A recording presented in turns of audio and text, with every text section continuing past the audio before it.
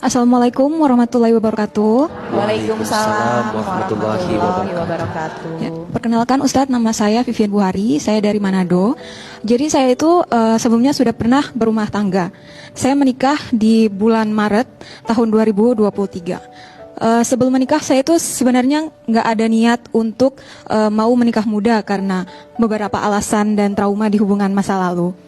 Tapi karena dorongan dari orang tua dan keyakinan saya bahwa calon suami saya ini berbeda dari laki-laki lain, akhirnya saya meneguhkan hati untuk membulatkan tekad menikah karena niat untuk beribadah.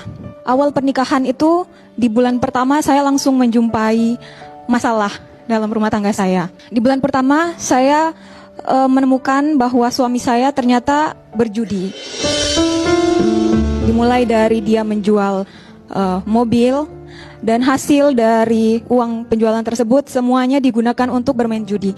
Tidak ada sepeser pun digunakan untuk kebutuhan kami berdua. Di bulan keempat pernikahan saya, itu saya diselingkuhi dengan salah satu teman kantornya yang kebetulan perempuan itu juga masih kerabat atau teman yang saya kenal gitu. Setelah saya diselingkuhi, saya langsung mengabari keluarga saya dan saya bercerita kepada orang tua saya. Reaksi dari orang tua, kakak dan ibu saya memang agak terpukul. Tapi ayah saya itu orang yang terlihat dia satu-satunya yang paling tegar di antara mereka semua. Dia tidak banyak bicara, dia bahkan tidak meneteskan air mata. Waktu itu ayah saya langsung bergegas. Dia langsung bergegas untuk menjemput saya seorang diri. Waktu itu waktunya tengah malam. Tapi saya tahan, saya bilang, Pak, besok saja selesai sholat subuh kalau bisa.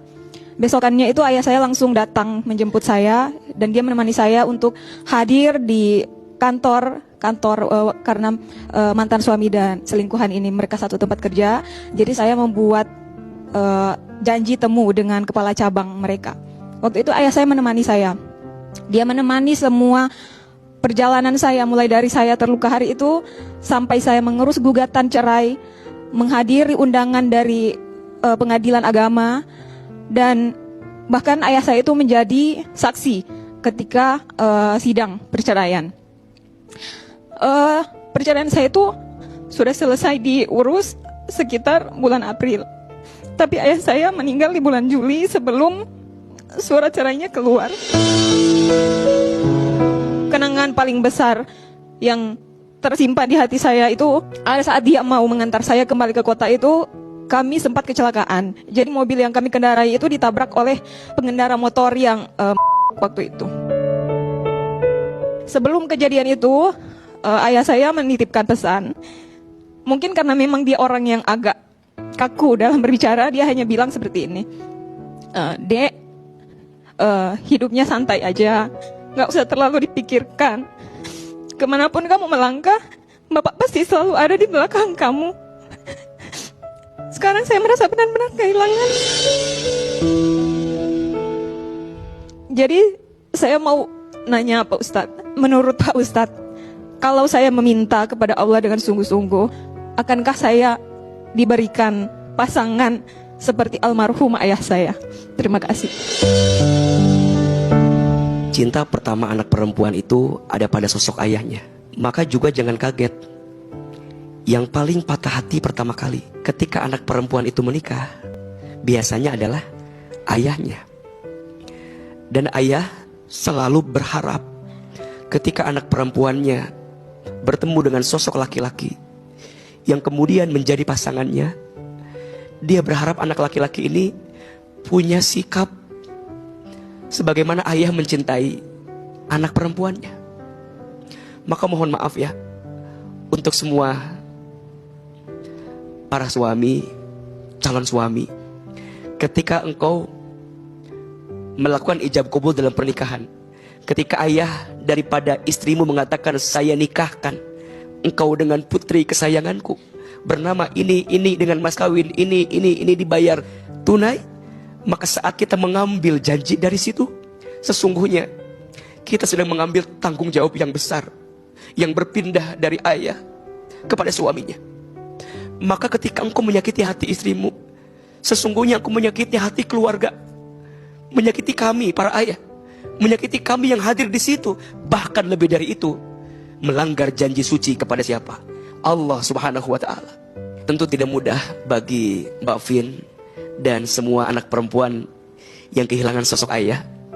Apalagi jika ayahnya adalah ayah yang baik.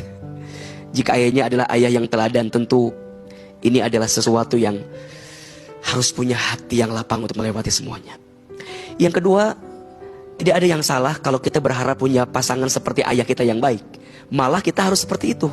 Dan secara psikologis, mohon izin ya, anak perempuan yang dekat dengan ayahnya atau tumbuh dalam kebaikan ayahnya, ketika nanti dia dewasa, dia akan pintar memilih siapa orang yang akan datang dalam hidupnya. Dan termasuk para ayah, jaga jika engkau punya anak perempuan. Kata Nabi SAW, barang siapa seorang ayah yang punya 3 anak perempuan atau lebih, kemudian dia memberikannya makan, kemudian dia membesarkannya, memberikannya pakaian yang baik, maka ayah tadi yang punya 3 atau lebih anak perempuan dan menjaganya dengan baik, maka ayah ini tidak akan pernah tersentuh api neraka. Allah akan jaga dirinya dari segala keburukannya, dan Allah siapkan surga untuknya. Bahkan mohon maaf, tidak akan ada pemisah yang mengantarkan kepada ayah tersebut kecuali surga balasannya. Dan teruslah berdoa kepada Allah. Wa idza sa'alaka ibadi anni fa inni qarib ujibu da'watad da'i idza da'an falyastajibu li wal yu'minu bi la'allahum yarsudun. Dan apabila engkau bertanya di mana Allah itu, maka katakanlah Allah itu dekat, sangat dekat. Ayah mungkin pergi meninggalkanmu, tapi Allah tidak pernah meninggalkanmu. Engkau mungkin dikecewakan oleh suamimu, tapi sesungguhnya Allah tidak akan pernah mengecewakanmu. Semoga ayah kita yang telah kembali kepada Allah, Allah lapangkan alam kuburnya, Allah terima iman Islamnya, Allah ampuni dosanya, dan semoga kuburnya Allah jadikan raudhah min riyadil jannah. Amin ya rabbal alamin.